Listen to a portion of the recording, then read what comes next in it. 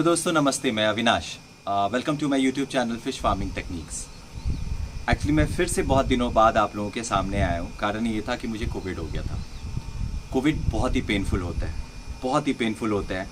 मैं 20 दिनों से अपने बेड से उठ नहीं पा रहा था। सांस लेने में तकलीफ़, फीवर का आना, और पूरी फैमिली उलझ जाती है दोस्तों। इसीलिए आप जब भी बाहर निकले अपना डबल मास्क अप करके निकले, और जब ज़रूरत हो तभी निकले। जब बहुत ज़रूरत हो तभी निकले, अदरवाइज़ घर से निकले ही मत। जो गवर्नमेंट का नॉर्म है, उन्होंने जो लॉकडाउन किया हुआ है, हर एक जगह पे अभी लॉकडाउन है ऑलमोस्ट, जहाँ जहाँ कोविड के केसेस बढ़ रहे हैं, तो उन्होंने कुछ सोच के ही किया है। बिल्कुल ही घर से मत निकले, घर में रहें और कोविड से बचे रहें। आज 20 दिन बाद मैं अपने फार्म पे आया हूँ। तब तक मेरे जो यहाँ पे रहते हैं, मेरे साथी रहते हैं, मेरे वर्कर्स रहते हैं, वही मेरे फार्म का ख्याल रख रहे थे पूरे अच्छे तरीके से।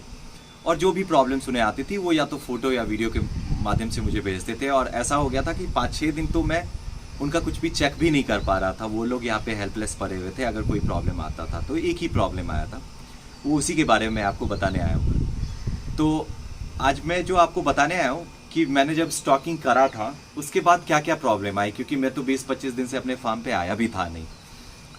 तो इन लोगों को जब शुरू में स्टॉकिंग हो गई थी, उसके बाद मैं जब यहाँ से गया तो इन्होंने मुझे रिपोर्ट किया कि कुछ मछलियाँ हैं जो कि ऊपर आके मर रही हैं। कुछ मतलब भाई 5-7, 3-4-5 मछलियाँ ऊपर आके मर रही थी, और डेली नहीं मर रही थी।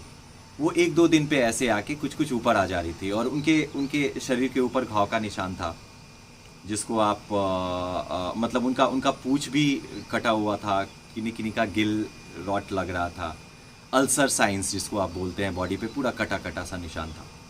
तो इसमें मैंने ये पाया कि मतलब आप अगर रिसर्च पेपर या ये सब पढ़ोगे तो मैक्सिमम जगह पे आपको ये बताया जाता है कि एएमसी को एक्चुअली सैलिनिटी 0 करके ही रखा जाता है, तो आपको बेस्ट ग्रोथ मिलता है।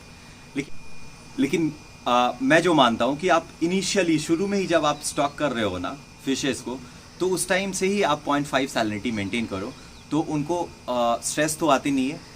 और उसके वजह से, और ये सब जो फंगल डिजीज़ ये सब लगा था, इसका भी बहुत कम चांस हो जाता है। इसी सैलिनिटी आप थ्रू आउट 0.5 पीपीटी आईएमसी भी कर रहे हो बायोफ्लॉक में, मैं बायोफ्लॉक का बात करूँ तो आप मेंटेन करो। ये मेरा पहला ऑब्जर्वेशन रहा। दूसरा ऑब्जर्वेशन ये था कि इन्होंने मुझे मतलब फ़ोन करके बताया था कि कुछ मछलियाँ जो हैं वो अजीब तरह से तैर रही थी, मतलब अगेंस्ट द वॉल, ऐसे मतलब अगेंस्ट द वॉल अपने आप को रगड़ रही थी। और उनका तैरने का तरीका ठीक नहीं था, मतलब वो अजीब सा, बहुत ही रेस्टलेसनेस था उनके पास। वो भी आपका सैलिनिटी से जाता है। आप सैलिनिटी अगर मेंटेन करो अपने आईएमसी में भी, बायोफ्लॉक टैंक में भी, तो वो भी मेंटेन होता है। मतलब उससे वो जो प्रॉब्लम होता है फिशेस को, वो स्ट्रेस की वजह से होता है। वो जो उनका तैरने का तरीका चेंज हो जाता है, वो जो अजीब तरह से इधर से उधर टैंक में भागती हैं, वो भी उनको स्ट्रेस की वजह से होता है। तो सैलिनिटी अगर आप 0.5 पीपीटी करके रखते हो तो आपको उसमें भी प्रॉब्लम में काफ़ी हेल्प मिलता है। तीसरा प्रॉब्लम जो इन्होंने मुझे रिपोर्ट किया था, इन्होंने मुझे फ़ोन करके बताया था कि फिशेस बीच में फीड लेना बहुत कम कर दी थी। मतलब ये 5-7 दिन पहले इन्होंने मुझे फ़ोन करके बताया। तो उसका एक बहुत बड़ा प्रॉब्लम ये होता है कि जब फिश आपका पानी का डीओ कम होता है।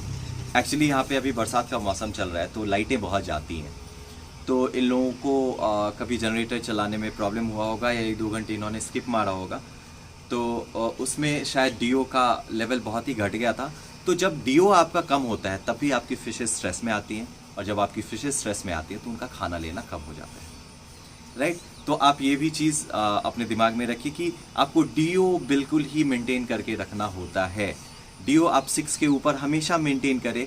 और अगर आप सैलिनिटी मेंटेन कर रहे हो तो आप टेंशन नहीं लो, क्योंकि आप अगर सैलिनिटी आपका मेंटेन है तो आपका डीओ ना, अगर आप कितना भी उसमें एरिएशन दे रहे हो, कितना भी जोरदार एरिएशन दे रहे हो, मेरा अभी दोनों टैंक मिला के करीब अराउंड 3 HP का मैं अभी एरिएशन देता हूँ, लेकिन आप कितना भी एरिएशन दो तो आपका डीओ का लेवल जो है वो थ्रेशोल्ड से ज़्यादा नहीं जाएगा। आपकी फिशेस को प्रॉब्लम नहीं होंगी अगर आप सैलिनिटी मेंटेन करते हो तो सैलिनिटी आप हमेशा 6 से ऊपर, मतलब डीओ आप हमेशा 6 से ऊपर मेंटेन कीजिए।